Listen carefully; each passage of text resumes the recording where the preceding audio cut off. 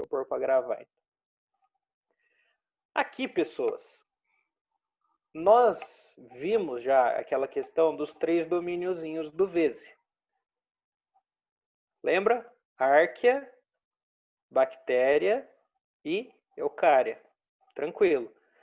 O que acontece? Todos os materiais trazem essa classificação de 3 domínios como o mais top do mundo, só que todos eles ainda usam a classificação dos 5 reinos. Então, meio que obrigado por nada. A gente vai meio que focar aqui nos grupos, e aí dentro disso eu vou trazer para vocês aquela questãozinha dos reinos, tá? Fiquem tranquilos.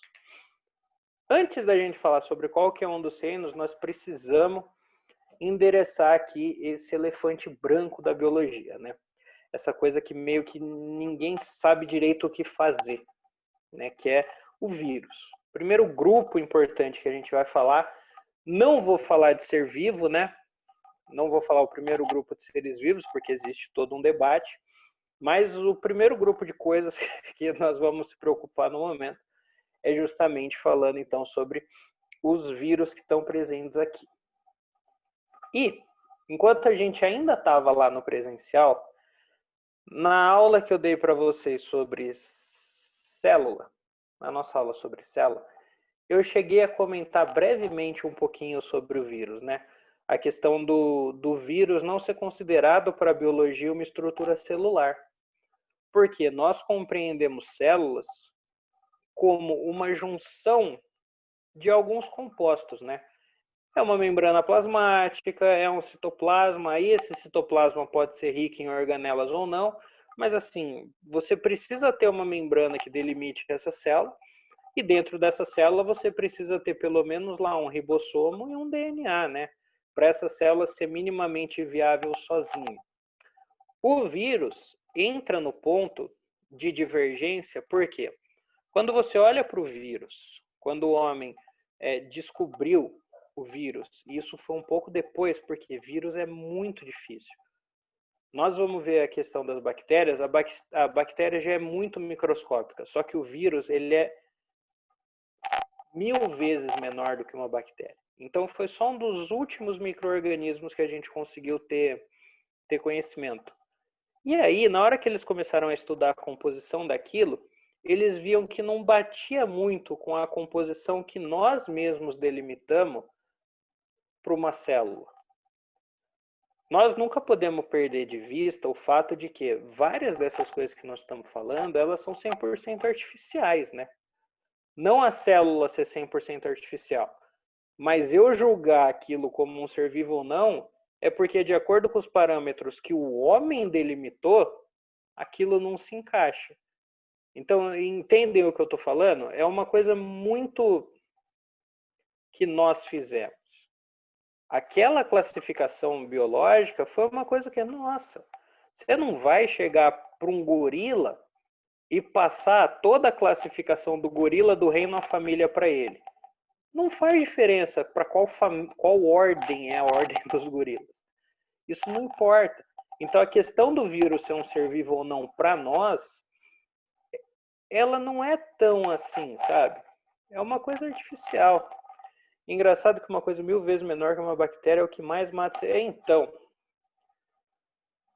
Só que o problema é que a gente ainda não aprendeu muito bem a lidar com alguns dos vírus. A bactéria é muito mais fácil você desenvolver coisa para descer a porrada na bactéria do que o vírus. E aí a gente já vai explicar o porquê também. Mas tudo bem. Tirando esse nosso primeiro, né, essa nossa introdução, essa nossa filosofada, eu cheguei a comentar com vocês dando uma resposta para essa pergunta, né? Vírus é um ser vivo? Se alguém lembra o que eu respondi, foi o quê? Depende.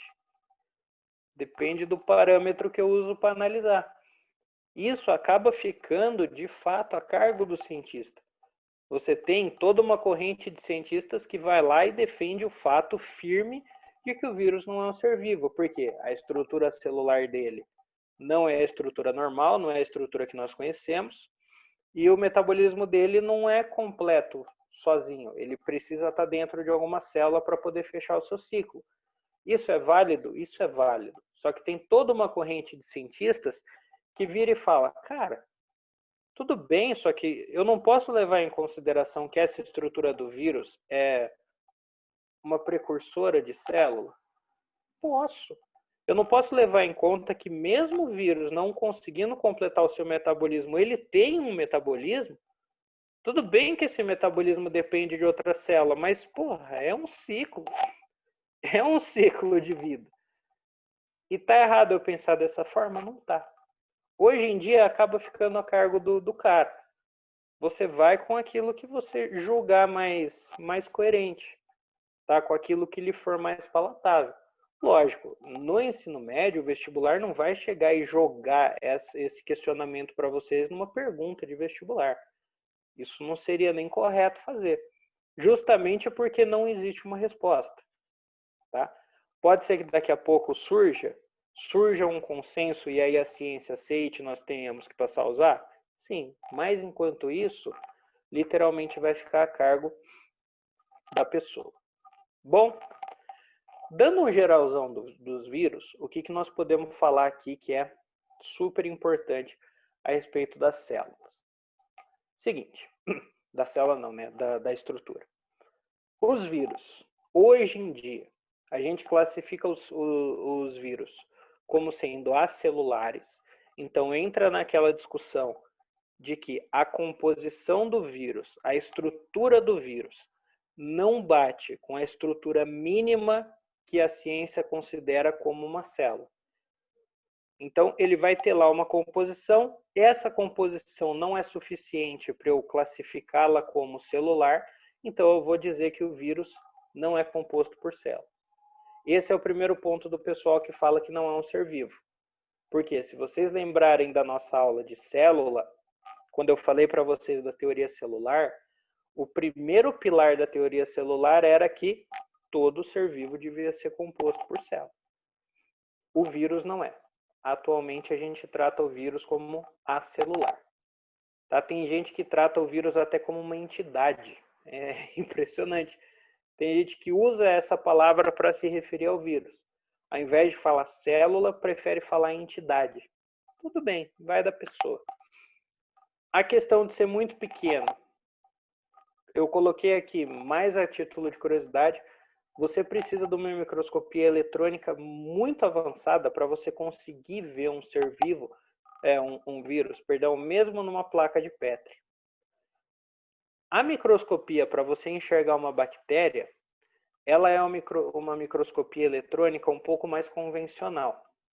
Agora, a microscopia, para você conseguir enxergar um vírus no microscópio, tem que ser uma microscopia eletrônica de varredura. Para vocês terem ideia, a microscopia eletrônica de varredura, ela vai fundo a ponto da gente conseguir enxergar a organela citoplasmática. Sabe, ribossomo, complexo de Golgi, aquelas coisinhas? Então, eu preciso desse tipo de tecnologia para eu poder perceber a estrutura do vírus dentro da minha lâmina. Então, demorou muito. Eu precisei de um avanço tecnológico muito forte para conseguir identificar esse ser vivo. Bom, característica importante, o fato do metabolismo. O que é o metabolismo? Metabolismo, gente, é o conjunto de reações que vão acontecer num ser vivo para que esse ser vivo seja viável sozinho. Lembra lá ainda da teoria celular que eu coloquei se eu não me engano foi o segundo ou terceiro ponto, de que além do ser vivo precisar ser composto por célula, essa célula, toda célula, ela precisa ser minimamente independente.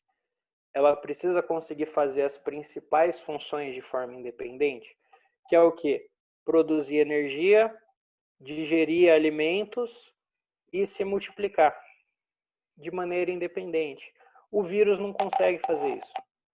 O vírus ele não tem essa capacidade de fechar um ciclo metabólico por inteiro. Um outro ponto do pessoal que defende o fato do vírus não ser um ser vivo.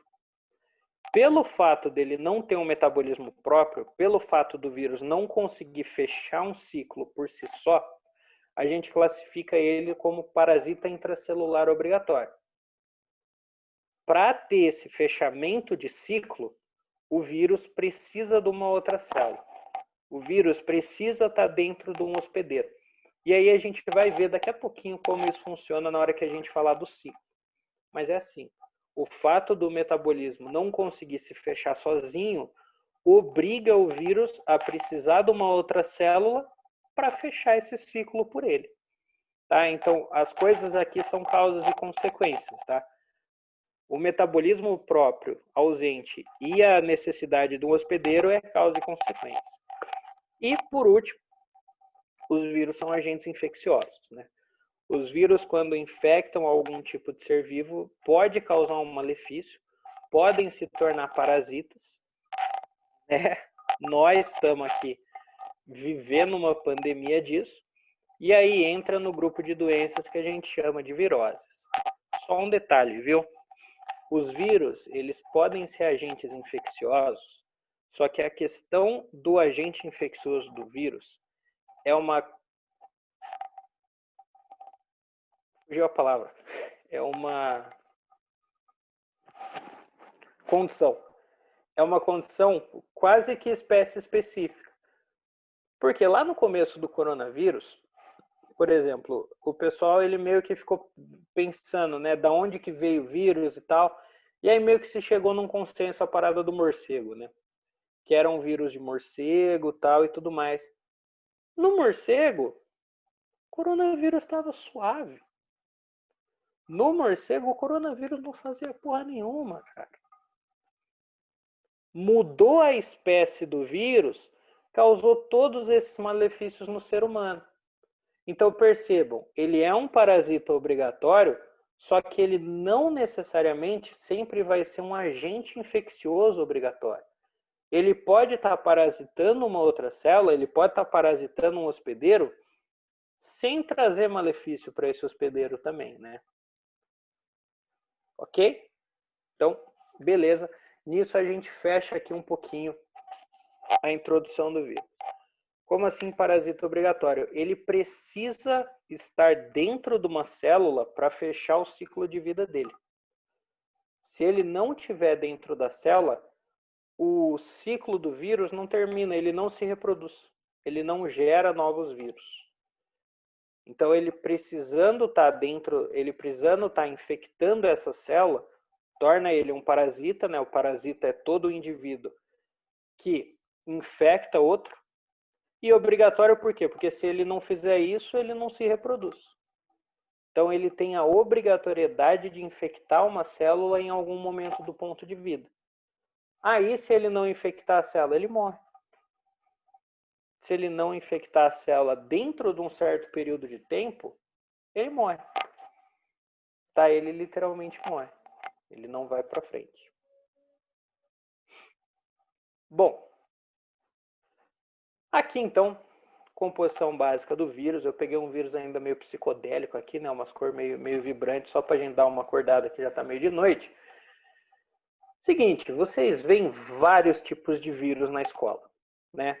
Lá no ensino fundamental a gente vê vírus, vocês veem vírus no ensino médio, vocês veem vírus no cursinho, e o professor dá um desenho do vírus. Daqui a pouquinho nós vamos ver todos os principais tipos. Mas não vai mudar muito a composição básica da estrutura que eu estou falando. Todo vírus ele vai ser composto por 3 partes. Um envelope, tá? O envelope, se vocês pararem para analisar, é essa partezinha aqui, bege, cinza, né? Essa partezinha aqui de fora, tranquilo. Eu vou ter esse envelope, geralmente é um envelope de gordura. Então percebam aqui, a gordura ela está começando a ficar presente. Isso não é uma bicamada fosfolipídica, mas é um envelope formado por gordura que, pô, tá num trilho, não é? É uma coisa que a gente consegue ver uma semelhança. Depois desse envelope, nós vamos ter essa parte em roxa aqui, que é o capsídeo. Esse capsídeo é o quê? Vocês podem ver com o nome de cápsula. A cápsula ou capsídeo é literalmente um cubo proteico. Tá? É uma armadurazinha de proteínas que vai ter no vírus. Então, passando desse meu envelope de gordura, eu vou ter uma armadura de proteína e lá dentro eu vou ter o material genético. Tá? Então percebam, não é membrana, citoplasma e material genético. É envelope, capsídeo e material genético. Um outro ponto. Dentro do vírus não existe absolutamente nada. Tá? Não existe rigorosamente nada. Nem o ribossomo. Dentro do vírus você vai ter o quê? A cápsula e o material. Não tem ribossomo, não tem lisossomo, não tem água. É só o material genético. Oh, perdão, água tem. Não tem ribossomo, não tem lisossomo, não tem complexo de Golgi. Dentro daquela proteína vai ter um pouquinho d'água. E imerso nessa água você vai ter o material genético do vírus. E aqui aparece uma outra mudança. Ó. O material genético viral, eu posso ter vírus que dentro do capsídeo tem DNA, como o resto de todos os outros seres vivos, mas eu também posso ter vírus onde o material genético dele é o RNA. Lembra lá da nossa aulinha de núcleo a diferença, né? O RNA é uma molécula muito simples, é uma molécula de fita única, é uma molécula que tem aquela troca de bases. Então, como que meio que eu vou fazer para expressar uma proteína através do RNA? É um pouquinho mais difícil? É. E isso torna o vírus ainda mais primitivo ainda. Então, existe uma corrente que fala que os vírus de RNA são os mais primitivos possíveis. Chegou um momento onde esse RNA deu lugar à molécula de DNA, e aí os vírus entraram no caminho dos outros seres vivos, né? Por quê? Eu não consigo contestar o argumento do RNA como material genético. Isso é impensável e é infundado para qualquer outro ser vivo que existe. E o vírus tem isso como base. Né? Um dos principais vírus que a gente vai falar hoje, o mais fudido, né? O coronavírus ele é fudido, só que o coronavírus ele está fudido no momento. Muito provavelmente a gente vai achar a vacina do coronavírus e depois vai ser batata, tá ligado? Daqui um tempo, muito provavelmente a gente vai pegar coronavírus e vai chegar lá, o médico vai falar, você tá com virose. Tá, porque a gente vai ter aprendido a combater. Mas tem um vírus que de fato é fudidão e que tá aqui com nós faz um tempo, que é o vírus da AIDS. O vírus da AIDS é um vírus que tem base no RNA. E aí a gente vai ver o porquê que essa base no RNA torna as coisas um pouquinho mais difíceis. Ok? Então o material genético pode ser desses dois tipos. E, dependendo do tipo de material genético, eu caio na minha primeira classificação de vírus. Que é, esse vírus pode ser um adenovírus ou ele pode ser um retrovírus. Tranquilo? Aqui eu coloquei vários tipozinhos de vírus. Esse daqui talvez seja o mais comunzinho, né, que os tios da escola colocam para nós, que é o vírus do bacteriófago. O vírus do bacteriófago, ele tem só essa estruturazinha que a gente chama de pescoço e umas perninhas a mais, só que nesse ponto aqui, ó, nessa parte de cima não muda nada, tá? Envelope, capsídeo e material genético. Um vírus de DNA a gente chama de adenovírus, enquanto que um vírus de RNA nós chamamos de retrovírus. Qual que é o grande ponto aqui? Qual que é a grande diferença? Dentro do retrovírus vai existir uma enzima que chama transcriptase reversa. E aí é o que ferra tudo. Lá na nossa aulinha de núcleo, eu comentei com vocês a respeito daquele dogma da biologia, né? Que o dogma é a coisa mais perto de uma lei que a gente chegou a ter. Quem fudeu com essa lei foi justamente o retrovírus. Que é o quê? Todo organismo é baseado no DNA. Esse DNA origina um RNA através do processo de transcrição. Esse RNA é traduzido numa molécula de proteína através da tradução. Show de bola. E todo mundo sempre pensou que fosse unidirecional. Que fosse unidirecional e obrigatório nesse sentido. O retrovírus, graças a essa enzima, o que ele consegue? Ele consegue, a partir da sua molécula de RNA, promover uma mudança e gerar uma nova molécula de DNA. Então, ao invés de ser DNA, RNA, proteína, é o quê? DNA, RNA, de novo DNA, só que um DNA diferente.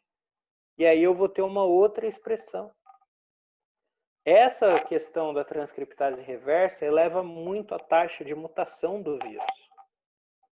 Porque conforme você vai mexendo com os ácidos nucleicos, a gente viu isso. A ligação de ácido nucleico não é uma coisa muito forte. Para acontecer mutação é 2 pulos. A evolução está aqui para falar isso para a gente. Tá? Daqui a pouquinho, quando a gente começar a ver evolução, nós vamos ver a importância e a frequência com que uma mutação acontece. Então, quanto mais você vai mexendo com essas moléculas de ácido nucleico, mais elevado vai ficar a taxa de mutação da espécie. Um vírus que consegue brincar no sentido oposto dos ácidos nucleicos e ficar fazendo essa troca a todo momento, a quantidade de mutação que ele vai ter é enorme. E aí, se a quantidade de mutação que ele tem é enorme, e eu mudo o material genético dele, muda o quê? Muda as proteínas que ele sintetiza. E aí o meu remédio não vai mais fazer efeito. Aquela substância que eu criar para combater esse vírus não vai mais funcionar. Porque aquela substância estava baseada no quê? No leque de proteínas que aquele vírus consegue produzir. Com a mutação, ele vai produzir um leque diferente. E aí, aquela minha substância não vai mais dar em nada. Professor, A presença daquela substância não muda nada. Oi? mas é muito fácil de um vírus sofrer uma mutação? Quer dizer, o retrovírus? Muito fácil.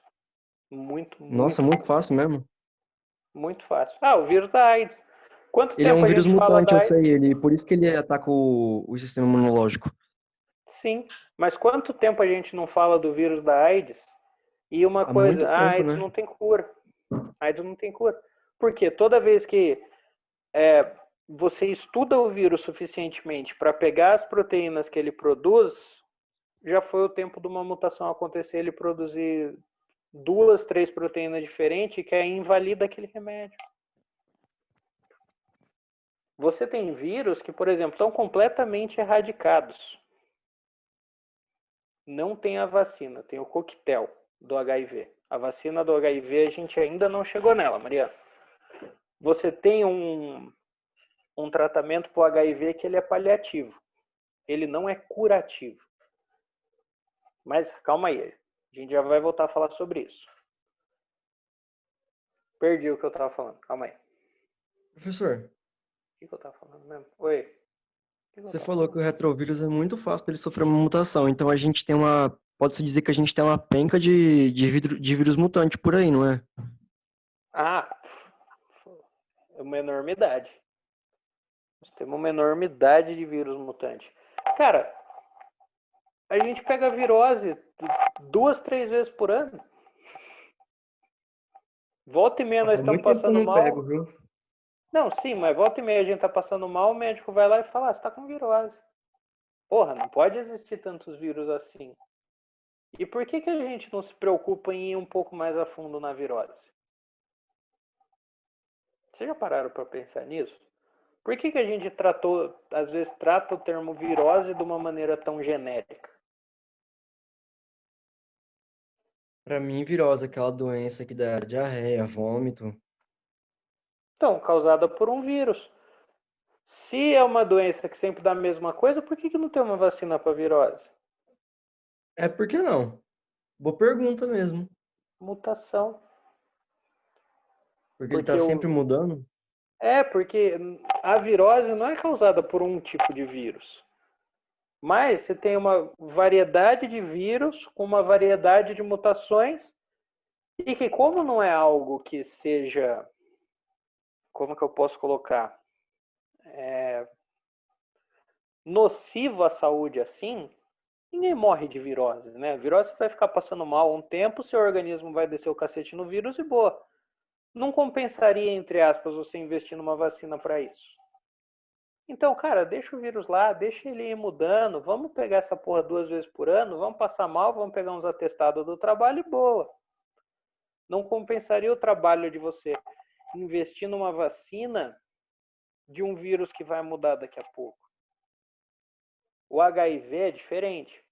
O HIV, ele é nocivo para a nossa saúde. Por isso que a gente precisa investir em buscar essa vacina a todo momento. Mas os demais vírus, os vírus responsáveis pelas nossas viroses, não compensa. Não compensa, deixa eles mudar. Não dá nada não. Bom, beleza. E aí nós vamos falar um pouquinho sobre o ciclo de vida que o vírus vai ter. Como que vai funcionar esse ciclo de vida? Lembra, esse ciclo de vida tem mais vírus que são transmitidos pelo sangue? Tem. Você tem vírus respiratório, você tem vírus sanguíneo, você tem vários tipos de vírus. Então tem vírus que você pega pelo ar, né, através da sua respiração. Tem vírus que são injetados em você, né, através de um mosquito, através de um pernilongo, através de um inseto. Tem vírus que você pega através de uma relação sexual com a pessoa. Os vírus que você pega pela via respiratória acabam caindo no seu sangue, de fato. Mas aí, pelo inseto, eles já são injetados no seu sangue. E pela relação sexual, eles... vai depender do vírus. Mas tem vírus, por exemplo, penetra pela pele. E aí a gente tem uns outros pontinhos. Mas sim, quase todo vírus cai na corrente sanguínea, mais cedo ou mais tarde. Esse ciclo. Beleza. Então, o vírus achou uma célula. Ele achou um hospedeiro e agora finalmente ele vai conseguir completar o seu ciclo de vida. Como que vai aparecer? Professor, não tem como tunar os anticorpos para matarem os vírus? O hormônio funciona? Alguns sim. O problema, o nosso problema, cara, quando a gente fala de vírus, é que assim, existe uma diversidade considerável de vírus. Existe uma diversidade de vírus que ela é muito considerável. Então, os meus anticorpos, eles vão reconhecer o vírus, e normal, tipo, você pode ser uma pessoa super saudável e pegar a questão da virose. Mas o vírus da AIDS, você não vai conseguir. Sabe, você pode injetar testosterona no seu leucócito, que se você pegar o vírus da AIDS, a sua deficiência vai lá para baixo. Você pode... não tem um melhoramento genético de leucócitos. Isso seria um tratamento até inviável, né? Você fazer um melhoramento celular. Isso não tem como. E o problema do vírus é a questão do nosso corpo se acostumar com ele. Tá? Que a gente vai falar até daqui a pouquinho, a questão da vacina. Por que a gente precisa tomar vacina? A gente toma vacina porque a gente toma vacina para o meu corpo aprender a lidar com a estrutura do vírus e se em algum momento eu for infectado por aquele vírus de novo, eu conseguir combater esse vírus antes que ele se instale. Só para isso que serve a vacina. Mas percebam, se eu não tiver a vacina e eu pegar, por exemplo, o sarampo, eu vou me ferrar. Porque até o meu corpo reconhecer aquela estrutura e até o meu corpo aprender a lidar com ela, ela vai se instalar no meu corpo e vai causar os sintomas em mim. Então, a questão da nossa imunidade, nós temos, vou dizer assim, o ser humano. O ser humano, ele tem uma imunidade muito boa. Não seria vantajoso você melhorar ela. Não seria vantajoso porque isso precisaria de uma pesquisa muito forte e isso ia beirar o impossível metabolicamente. Porque aí você ia ter que tonar os seus leucócitos, seus linfonodos você ia ter que tunar uma série de estruturas do seu corpo para elas começarem a produzir leucócitos tunados. Senão, se você só injetar um ou outro marombinha no seu corpo, eles vão lá, vão acabar com a primeira bactéria que entrar e depois você não vai mais ter. Esse é o grande problema. Bom, mas o nosso vírus ele encontrou aqui um hospedeiro para ele. Tranquilo. E aí ele pode finalmente completar o seu ciclo de vida. Esse ciclo de vida, esse complemento do ciclo, vai abranger algumas etapas. Eu não sei por que saiu 1 no número de todas, mas enfim. Então, ele vai encontrar uma célula hospedeira. E aí ele vai entrar na parte da adsorção. Ah, senhor, é com D mesmo? Sim, é com D. A adsorção, ele vai fixar na célula hospedeira. Ou seja, ele vai grudar na célula hospedeira. Como que ele vai fazer isso? Ele vai fazer isso com essas estruturas aqui que tem em volta do capsídeo e do envelope. No caso do Mas e do bacteriófago ebola? com as perninhas. Hã? Mas e do vírus da ebola? Ele não tem isso. O vírus da ebola é diferente. Mas a absorção dele vai acontecer ao longo de tudo isso daqui. Tá? Você vai ter microestruturas ao longo de toda a extensão do vírus. E aí ele meio que vai planar, não planar, ele vai tipo grudar inteiro em cima da célula. Aqui, então, ó, essas estruturazinhas, esses chifrinhos, essas protuberâncias, elas que vão ligar na célula. Tá? Elas vão fazer com que o vírus grude na célula e aí termina a fase de absorção. Depois eu vou ter a penetração. A penetração vai ser o vírus abrir espaço na membrana plasmática e jogar o seu material genético dentro do citoplasma da célula hospedeira. A gente já vai ver um esquema